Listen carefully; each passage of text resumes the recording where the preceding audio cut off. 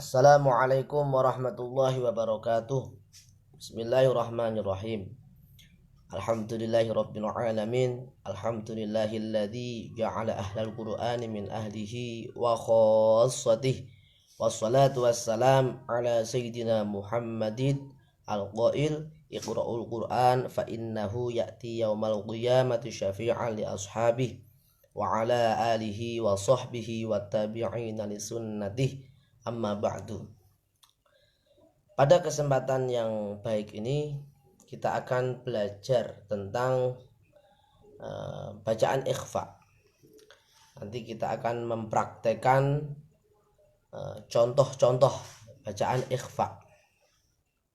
Kalau di dalam ilmu tajwid, ini ada beberapa hukum yang harus kita pahami kalau kita ingin membaca Al-Quran. Ada idgham, ada ikhfa, ada idhar. Tapi yang pada kesempatan kali ini kita akan belajar tentang bacaan ikhfa. Dan kitab yang akan saya gunakan adalah kitab Yambu'a. Nah, ini kitab Yambu'a. Ini sudah masyhur ya, sudah maklum karena saya juga dari Kudus, guru saya juga dari Pondok Yambuk. Makanya kitab yang saya gunakan adalah kitab Yambu'a. Nanti bisa dibuka di bab masalah ikhfa haqiqi. Ini kalau di Yambu'a ini ada di juz 7 halaman 8, 9 dan 10. Kenapa ikhfa ini saya anggap ya perlu dipelajari lebih? Karena saya perhatikan banyak sekali pembaca Al-Quran itu yang kurang berhati-hati ketika membaca ikhfa. Kebanyakan para qori, para pembaca itu membaca ikhfa itu yang penting NG, yang penting NG. Bukan. Ikhfa itu bukan yang penting NG.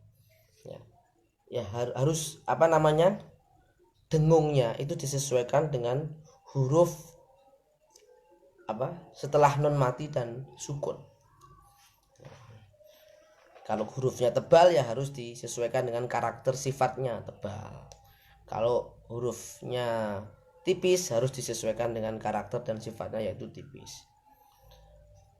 Di sini langsung saja kita mulai tentang bab ikhfa. Saya bacakan saja. Ini ada kitabnya, ada rujukannya, jadi saya hanya membacakan dan mencontohkan.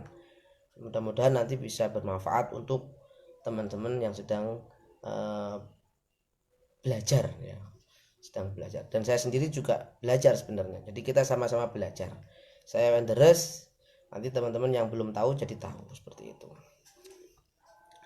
Ikhfa haqiqi, ini disebut ikhfa haqiqi. Ikhfa haqiqi itu adalah nun sukun atau tanwin. Tanwin di sini ada fathatain, kasrotain, domatain, yang penting tanwin bertemu dengan huruf. Ada banyak sekali di sini. 1 2 3 4 5 6 7 8 9 10 11 12 13 14 15 huruf. Jadi ketika ada huruf nun sukun atau tanwin, entah fathatain, kasrotain, domatain bertemu dengan 15 huruf, yaitu ta, sa, jim, dal, dal, za, sin, shin, sod, dod, to, zo, fa, qof, kaf bertemu dengan huruf-huruf itu, maka bacaan tersebut dihukumi ikhfa. Ini kalau istilahnya ikhfa hakiki. Ikhfa hakiki ini adalah nun sukun atau tanwin bertemu dengan salah satu huruf 15, yaitu yang saya sebutkan tadi. Ta, sa, jim, dal, zal, za, sin, shin, sod, dod, to, zo, fa, qof, kaf. Ini harus dibaca, dihukumi ikhfa. Cara membacanya bagaimana? Sekarang kita praktek. Contoh yang pertama, ketika ada nun sukun atau tanwin bertemu dengan huruf nun, saya bacakan Bismillahirrahmanirrahim. Kalau polos seperti itu, enaknya pakai lagu saja ya, biar lebih lebih lebih enak ya. Bismillahirrahmanirrahim. Kuntum, kuntum. Di situ ada nun sukun bertemu tak. Kuntum. Ini dengungnya itu posisi tarkik, karena nun huruf nun itu huruf tipis, jadi harus dijelaskan tipisnya nun. Kuntum langsung masuk ke makhrajnya nun, bukan NG Indonesia ya, bukan kuntum, bukan, tetapi langsung dengung ke huruf nun. Kuntum. Misalkan ketemu domatain atau fathatain atau kasrotain atau ya yang penting tanwin. Jannatun tajri, jannatun tajri, tun langsung masuk ke huruf tak, huruf tak. Tak itu tipis, jadi harus dijelaskan tipisnya. Mansura, mansura, ini langsung masuk dan dengung ke dalam huruf sa. Mansura, bukan NG Indonesia. Saya ulangi beberapa kali, jangan, kalau ikhfa itu bukan NG Indonesia. Jadi menyesuaikan dengan huruf setelah nun sukun atau tanwin. Kalau hurufnya tebal ya harus dijelaskan tebalnya. Kalau hurufnya tipis ya harus dijelaskan tipisnya. Mudha'in sama amin, mudha'in sama amin. Ain langsung masuk ke sa, dengungnya langsung masuk ke dalam huruf sa. Misalkan nun sukun atau tanwin bertemu dengan jim, Injil, Injil. Jim itu di tengah lidah ditekan ke langit-langit, jadi langsung dengung, tengah lidahnya langsung ditekan ke langit-langit, posisi dengung, langsung masuk ke dalam huruf jim. Injil itu ada nun sukun bertemu jim. Kalau tanwin misalkan hubban jamma, hubban jamma, hubban fathatain bertemu dengan jim, hubban jamma, seperti itu. Terus nun sukun bertemu atau tanwin bertemu dengan dal, andada, andada, langsung masuk ke dalam makhrajnya dal. Dal itu di depan punggung atas lidah, ditempel ke belakang gigi jari pertama, gigi jari atas mengenai gusi. Andada. Misalkan ada tanwin, dakan, daka, jadi langsung masuk ke dalam makhrajnya dal dan dengung dan tipis, artinya tidak tebal ya, karena dal ini termasuk huruf istifal, jadi harus dijelaskan tipisnya. Misalkan nun sukun atau tanwin bertemu dengan zal, munzir, munzir. Nah, zal ini sifatnya istifal, tipis ya. Ini kenapa harus dijelaskan tipisnya, harus meringis, karena ini untuk menjelaskan perbedaan antara zal dan dho, karena zal sama dho ini satu makhraj, yang membedakan adalah sifat. Kalau dho, nanti juga ada ikhfanya, dho ini juga ada di sini, tapi ini yang kita bahas zal. Kalau zal itu meringis, harus tipis. Munzir ya, makhrajnya pucuk ya, pucuk lidah ditekan di pucuk depan lidah ditekan di belakang gigi jari atas mengenai gusi sedikit ya. Da. Munzir, munzir, dan jangan sampai keluar lidahnya, karena zal ini, karena huruf lisan lidah ini tidak ada yang sampai menjulur lidahnya, nggak ada. Maksudnya melewati gigi nggak ada. Jadi jangan sampai keluar gigi, jangan bukan begitu. Tetap di belakang gigi mengenai gusi. Munzir, dan langsung dengung, langsung masuk ke dalam huruf zal. Misalkan yang tanwin, misalkan basitun zira basitun zira'i basitun zira'i. Ini harus dijelaskan tipisnya huruf dzal, hati-hati. Misalkan ada huruf non sukun atau tanwin temu za. Anzalna anza langsung masuk ke dalam hurufnya za. Jangan menjadi nq. Angzalna bukan angzalna, anzalna. Misalkan tanwin nafsan zakiyah, nafsan zakiyah. Misalkan huruf non sukun atau tanwin bertemu sin, insiya insi langsung masuk ke dalam hurufnya sin. Pucuk lidah ditekan di belakang gigi seri bawah, ya, bagian bawah. Insiya. Kalimatun sabaqat langsung masuk ke dalam huruf ke makhrajnya sin, dengungnya. Ini kalau ikhfa-nya non sukun atau tanwin bertemu dengan sin. Sekarang kan non sukun atau tanwin bertemu dengan shin. Ini harus dijelaskan juga makhrajnya shin, langsung masuk ke dalam makhrajnya shin. Ansyarah bukan NG Indonesia, bukan angsyarah, bukan, tapi langsung masuk ke dalam makhrajnya huruf shin. Ansyarah. Misalkan tanwin ghafurun syakur langsung masuk ke dalam makhrajnya shin.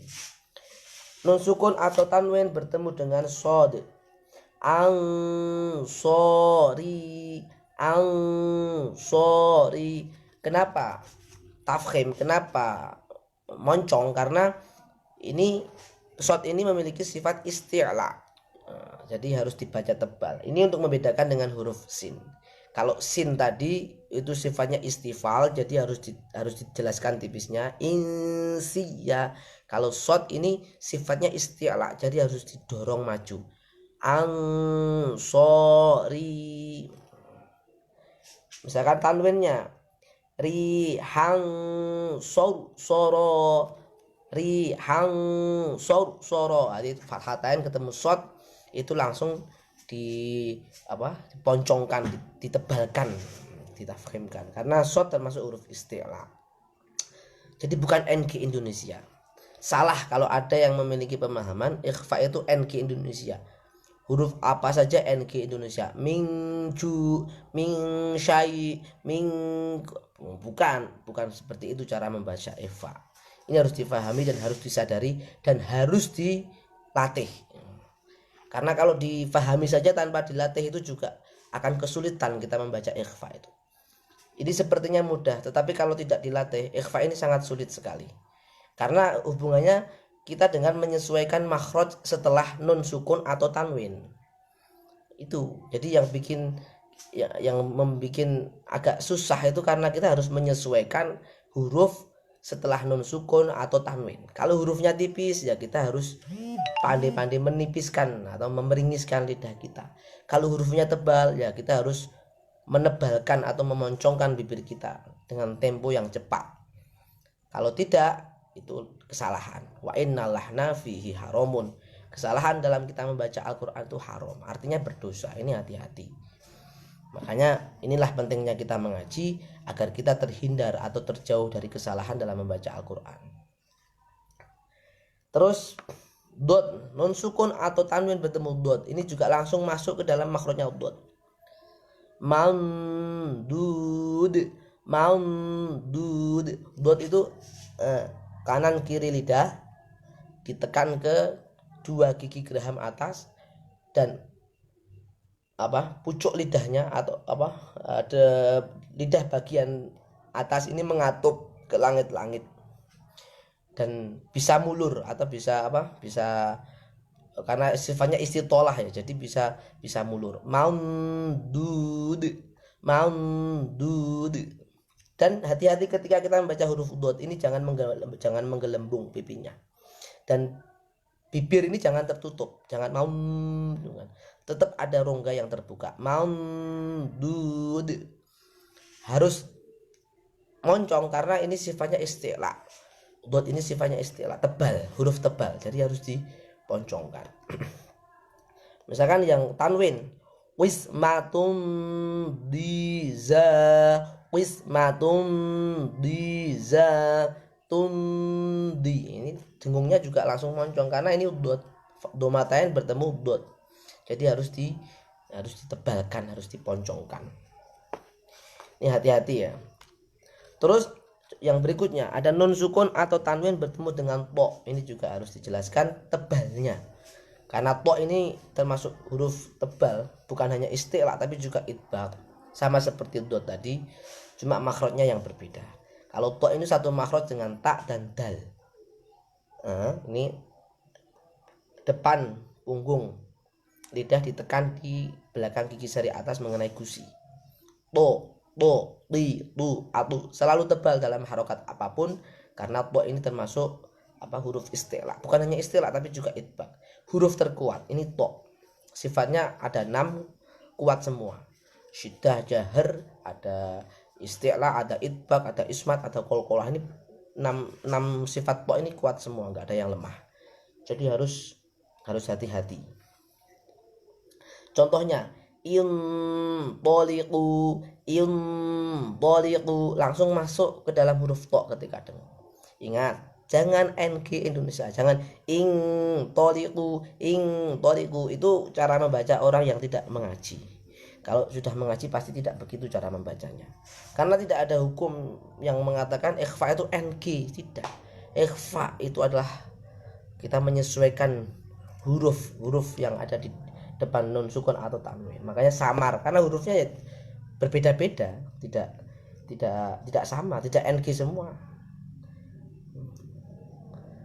Terus yang fathatain ada syaroban tohuro, fathatain ban bertemu to, syaroban tohuro, harus istilah. Dha nun sukun atau tanwin bertemu dha, unzur, nun sukun bertemu dha, unzur. Saya katakan tadi dha ini satu makhraj dengan dal. Kalau dal itu istifal, kalau dha itu isti'la. Kalau dal harus dijelaskan tipisnya, kalau dha harus dijelaskan tebalnya. Unzur, makhrajnya sama, yang saya tekan sama. Jadi depan ujung lidah saya tekan di belakang gigi seri atas. Dha, zi, zu, az. Ini kalau saya dorong maju tadi dha, az, zo. Kalau saya tarik menjadi huruf dal, az. Nah, pas posisi dengung tergantung nanti hurufnya apa. Kalau dal berarti dengungnya mencece, kalau dha dengungnya mencucu, gitu saja. Ini untuk menjelaskan sifat tebalnya dha dan sifat tipisnya dal. Catat ya, ini penting sekali. Ini dalam kasus ini nun sukun bertemu dha, unzur. Misalkan tanwin zillan dhalila.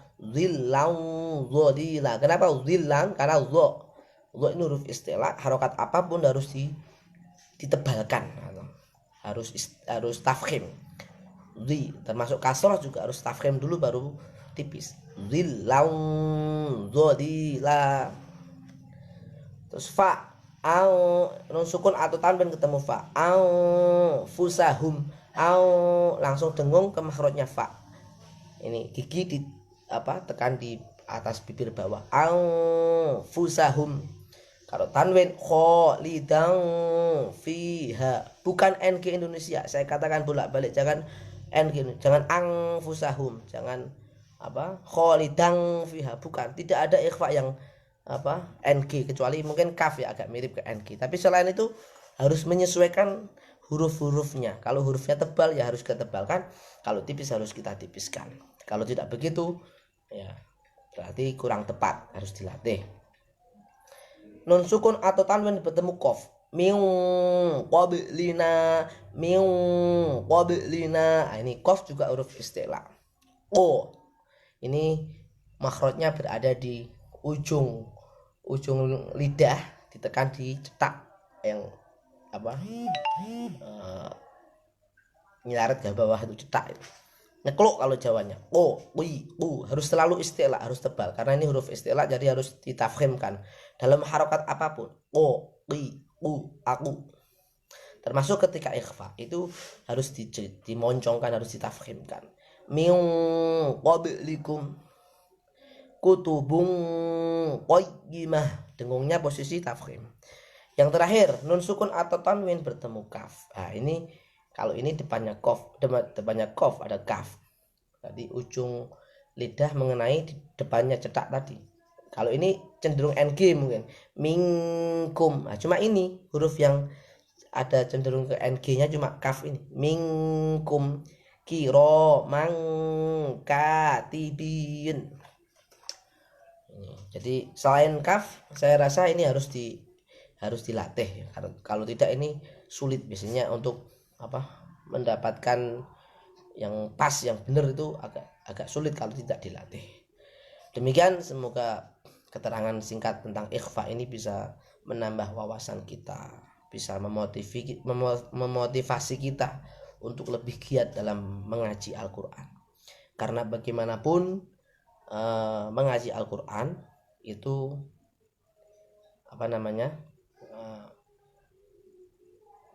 fardu ain ya, fardu ain. Harus disegerakan. Termasuk ilmul hal. Karena kita sholat butuh Fatihah. Dalam Fatihah juga kita kalau tidak ngaji Quran ya nanti pasti akan banyak kesalahan. Nah, kalau kita membaca Fatihahnya salah, otomatis sholatnya juga tidak sah. Dan ini harus digurukan, harus dingajikan. Kalau tidak dingajikan nanti ya itu tadi akan terjadi kesalahan. Padahal wa innal lahna fihi haramun. Kesalahan dalam kita membaca Al-Qur'an itu haram, berdosa. Saya di sini niatnya adalah amar ma'ruf nahi munkar. Semoga bermanfaat. Wallahu a'lam bishawab. Akhirul kalam. Assalamualaikum warahmatullahi wabarakatuh.